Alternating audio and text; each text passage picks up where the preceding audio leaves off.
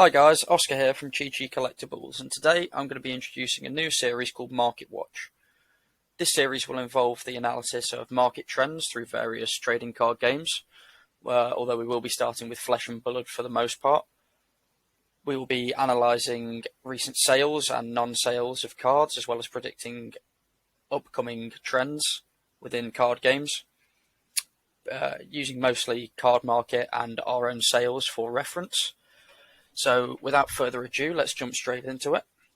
Starting off today, we have Stormstriders. Now, Stormstriders is the only piece of legendary equipment for Wizards in Flesh and Blood currently, which means that it is a highly sought after piece of equipment generally, but further compounding the desire for this equipment is the introduction of Icelander, Adult Hero, in the upcoming Uprising set that is set to be released in June. Now, what this has done is create a sense of desire for the only piece of legendary equipment, as many people will be looking to play Icelander as in Class and Constructed, especially considering some of the already announced cards like Frost Hex and her specialization look like they are going to be extremely powerful and interesting cards. So a lot of people are preempting this and already buying into Stormstriders in preparation. So as you can see here, over the last month or two, there's been a steady increase in sales. Over the last week or two since the Uprising announcement, we have also sold all but one of our pairs of Stormstriders, further indicating that there is an increase in demand for these. And I think going forwards we will continue to see a sort of steady rise, although I think it will peak at about £120. But that is yet to be seen, although as the set approaches and we see more and more cards, I think the market will settle a little bit, or depending on the playability of Icelander as an adult hero, these may spike even further. But this also entirely depends on if there is further legendary equipment for Wizards released in the set. I doubt we'll see another pair of leg equipment for them, but we can't say for certain. There might be a generic leg piece announced that serves Icelander better, which could mean that the Stormstriders drop slightly, but for the moment these are definitely on an upward trend. Our next card is Art of War. Art of War has been a staple in Flesh and Blood play for a very long time, pretty much since its announcement in Arcane Rising, or since its print in Arcane Rising, should I say. It's a very useful card in certain decks, namely Chain and Levia. I think the current steady increase, as we can see, is mostly due to the resurgence of Chain within Classic Constructed. I know there's been a lot of talk amongst professional players regarding Chain's viability and threat to the current meta of Starvo and Prism, and I think the resurgence of Chain as an S-tier hero, in my opinion, has definitely led to an increase of interest in Art of War, seeing it as it could be considered a staple in Chain. The banishing effect, drawing a card, essentially lets you create an even bigger hand and banish cards that you can still use anyway. I think Art of War is definitely one to watch, even with the inclusion of it in the history pack that was released today. I think Art of War is going to continue to trend slightly upwards towards the £40 mark.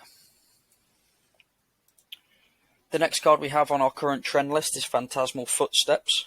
Similar reasoning to Stormstriders, there has been an Illusionist announced in the upcoming Uprising set, and for similar reasons to Stormstriders, there is only currently one piece of generic Illusionist equipment.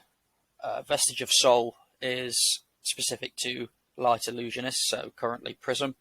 Phantasmal Footsteps is the only Illusionist equipment that can be used by all Illusionists. So once again, whilst Prism is incredibly strong in the meta, and this is one of the most expensive pieces of legendary equipment generally, I think there's been a bit of a uptick in interest over the last month, as you can see here, since the Uprising announcement. So we're trending all the way up here, hitting highs of £200 average daily trading, which I believe makes it the most expensive legendary card in rainbow foil form. Phantasmal Footsteps is a very good card generally. I think the hype for the newest hero and the newest set has definitely provided a peak in interest again. Similar to Stormstriders, people are taking a gamble on the fact that it's going to be useful in the new Illusionist deck, as well as Prism's, I was going to say sort of dominance, not dominance, but Prism's presence within the top tiers of the meta has definitely led to this being a very sought after card. And as we can see, there's not very many for sale on card market generally, which scarcity generally leads to price increases too. Phantasmal Footsteps is probably the biggest riser over the last few months that we're going to talk about in the current uptrending cards. It's definitely one to keep an eye on. Another piece of Illusionist is the next card on our list, in Shimmers of Silver. Now, Shimmers of Silver was introduced in Everfest, and like many Illusionist cards, is an aura. Some of this trend, I believe, is to do with a lot of testing before Pro Quest and Pro Tours.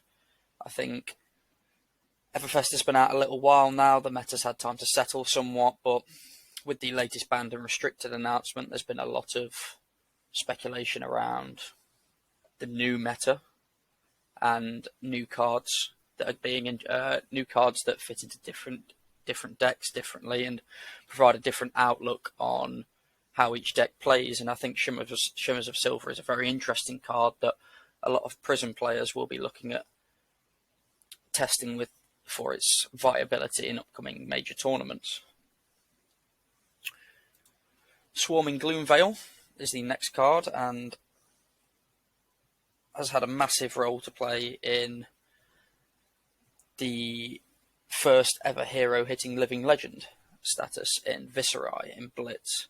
A Swarming Gloom Veil allows you to capitalise even further on the auras you've created each turn, which in Viserai sense, when you're creating numerous rune chants per turn, especially with Vexing Quill Hand and such, you can continually buff this card. Similarly, it's also good in Briar and sometimes in Chain, depending on how aggressive you're being with Chain, because obviously this can't be played from the Banish Zone. But since its inception, it's been at a steady between £15 and £20, even trending upwards to £25, £30 in some cases, almost £30. I think with Chain's resurgence, this is going to see a bit more play. Viserai is still a force to be reckoned with in Classic Constructed. And as we can see, similarly with Phantasmal Footsteps, for a Majestic, there are very, very few available on the market currently. We have been selling out of these as soon as we've been stocking them. So it's definitely one to keep an eye on. And if you have them and you're not playing with them, my opinion would personally be to hang on to them. I think we're going to see a lot more Runeblade love. Not that there isn't already, post Pro Tour and Pro Quests. I think Chain is going to do very well personally, and I think Briar may be a surprise package for some. I think some people have wrote Briar off somewhat following the errata to her card and the ban of Ball Lightning, but she's definitely still a force to be reckoned with. So now we're going to move on to the upcoming trends, cards that I believe will perform well. These are mostly linked to the introduction of Uprising and maybe the lead up to Uprising. So we'll jump in now to the future trends, and we've got Mask of Momentum. Now earlier on we touched on the fact that Phantasmal Footsteps and Stormstriders have seen an uptick in sales and interest due to new heroes confirmed for Uprising. Mask of Momentum is similar in the sense that the third hero we've seen, and potentially the final hero, is a ninja. Mask of Momentum, similarly to the other two pieces of equipment, is the only legendary equipment for ninjas as it stands. I do think that in Uprising, each class will probably get a new piece of legendary equipment, but I don't think it's going to be the same slot. So we won't get another headpiece for ninja. We won't get more boots for wizard. I think it's going to be a new piece. We might get a chest piece for ninja and so on and so forth. I think a lot of people are waiting to see more cards with Mask of Momentum.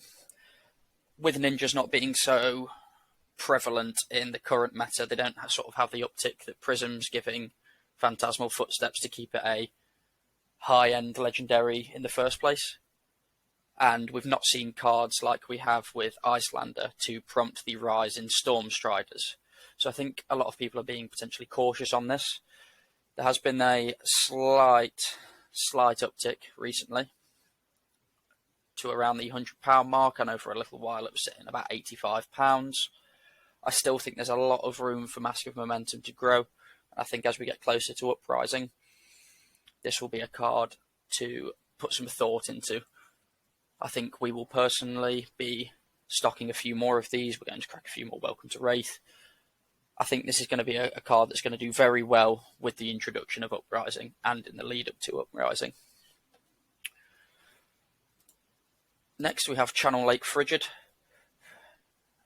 Again, with the Icelander hero, adult hero introduction, Channel Lake Frigid fits Icelander's hero ability perfectly.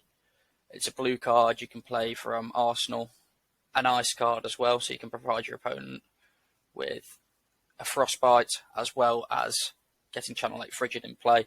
It's essentially the ultimate disruption card for Icelander to use. I think there's been I've been quite surprised that it hasn't seen more of a rise recently. So as we're looking here, it was at around £12 average for a little while, with a few slight anomalies. I mean, £22 there, £12, £15, and then trending all the way up to £15, £16, £17. I can see Channel Lake Frigid hitting £25 a copy quite easily when Uprising is out, and more specifically once the meta settles. I think not only is it good in Icelander, it's very good in Oldhim, it's good in Ice Lexi. It's a very good card for multiple decks, and I think it's going to see a lot more play in upcoming metas in the next few months. Pulse of Volthaven is my next prediction for a card that will do well. I think amongst decks such as Ice and Lightning Lexi, I mentioned earlier about Briar potentially having a bit of a comeback. Decks like Oldhim and Starvo still like to run pulses. For those big swings, it's a free cost, +4. There's very few reasons not to play it in elemental decks, unless, of course, you're running a fatigue, in which case it doesn't block for anything. I think around the £8 to £10 mark, this is a very cheap card. Albeit it is a legendary, so you can only have, well, it's a majestic, but it's a legendary in the sense that you can only have one per deck. So I think that could potentially be holding its price back slightly. But I can see this very much hitting £15 within the next 2 months. It can be used by Icelander as well with the new set coming out. It's a very easy buff, and it's a big buff as well of +4. I think it's gonna do very well, especially with its potential for the double fusion of lightning and ice. It doubles it down as an even more powerful card. This is a potential. It's a bit of a left field prediction as such. I think Ice Lexi is going to do very well off the Uprising set. I think she's going to get a lot of new tools, because a lot of the things we're seeing spoiled already are ice cards. They're not necessarily generic. They're not necessarily wizard specifics. I think she's going to get a lot of new tools to play with. and the staple of any Ranger deck we've seen so far is 3 of a kind.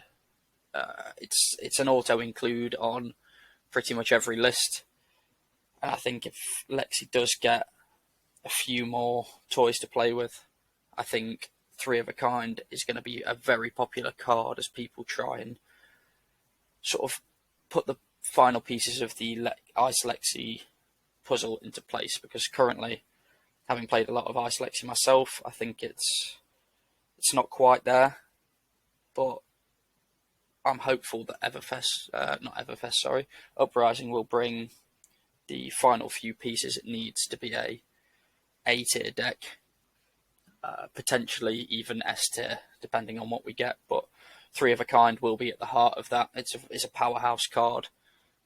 I think it's always going to be a big Ranger card, and I think it's going to do very well in terms of pricing going forwards. The final card on our list is Breeze Rider Boots. This is just a similar, fits in with Mask of Momentum. We've heard that the Ninja hero will be combo based. Combo control, I believe, was the wording they used.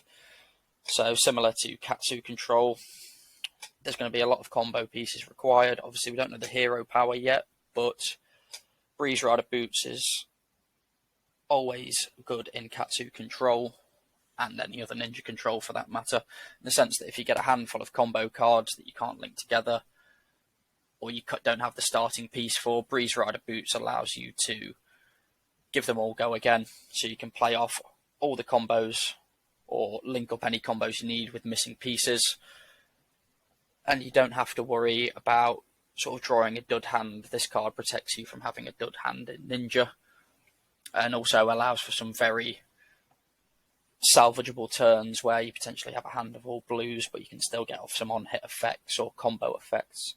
So I think, knowing that the new Ninja will also be control and combo based, I think this is definitely going to be the first piece of equipment that springs to mind for most people when they're looking at building a new Ninja deck, as it already currently is, and being the fact that it blocks for 1 with Battle Worn and not Blade Break. Equipment in Ninja doesn't tend to block too well, but the extra 1 block without a Blade Break is going to be very useful. So guys, that concludes this week's Market Watch for Flesh and Blood. Thank you all for listening. I hope you've enjoyed. I have linked our card market in the description below, as well as our website. If you have any questions, feel free to drop them in the comments, and please drop us a like and subscribe. Thanks for watching.